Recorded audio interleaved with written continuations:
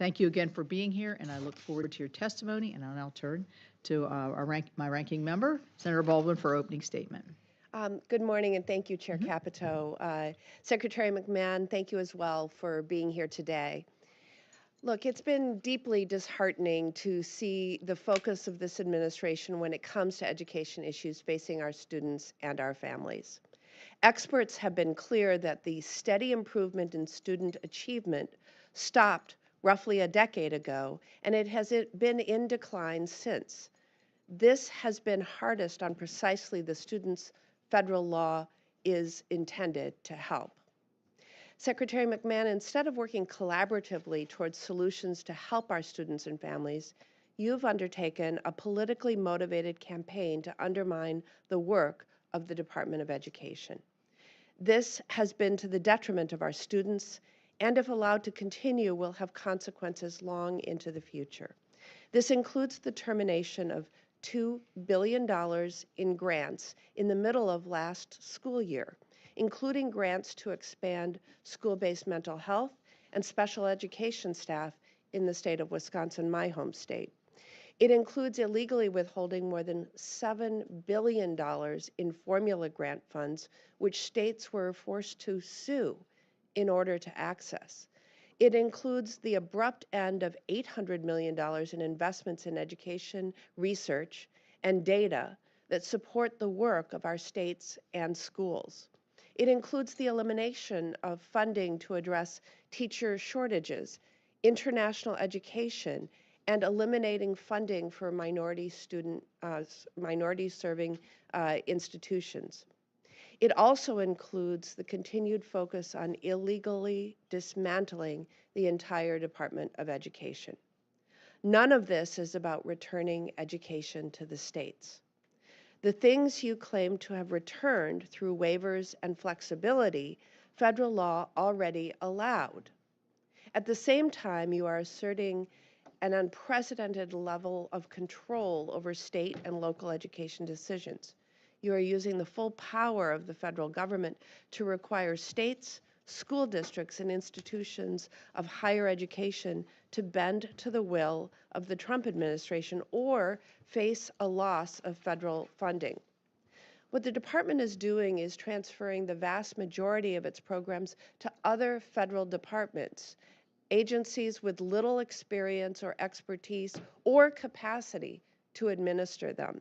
This includes moving programs that support elementary schools to the Department of Labor. This isn't reducing bureaucracy, it's creating more of it, another layer of it. Where states previously primarily dealt with the Department of Education, they will now have to deal with multiple federal agencies. The department claimed without evidence success in transferring career and technical education and adult education programs to the Department of Labor. That transfer has not gone smoothly, and it has, in fact, cost taxpayers even more.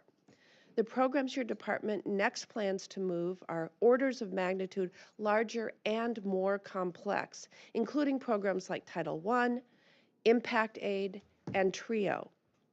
You are moving those programs at an unknown cost to the Department of Labor onto a grant system administered by yet another agency, the Department of Health and Human Services, a grant system that has experienced significant technical difficulties and issues last year that created delays for programs like Head Start and community health centers.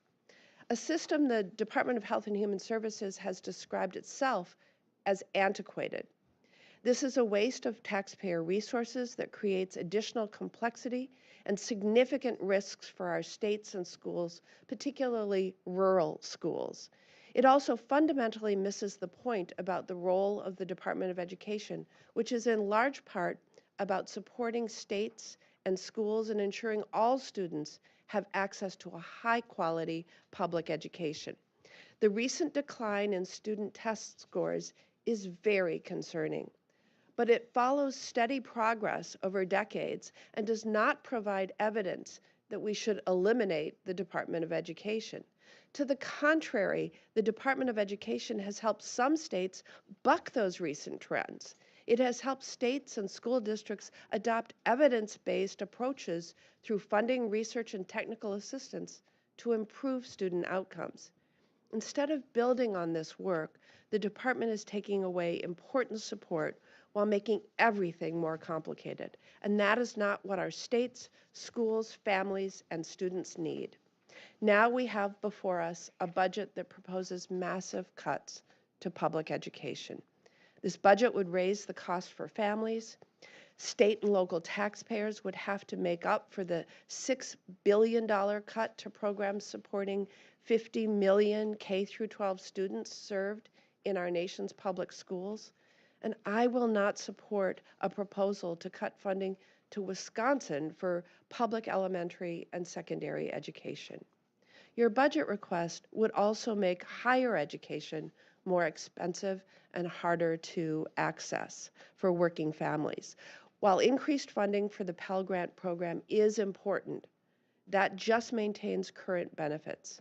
At the same time, the budget eliminates nearly every other program to help students pursue and afford higher education. Chair Capito, I appreciate the work we were able to do together on last year's budget with the support of Chair Collins and Vice Chair Murray. I'm committed to working with any member who is serious about developing a fiscal year 2027 appropriations bill that supports our schools and funds the Department of Education so it can do what the law requires for our students and families. Thank you.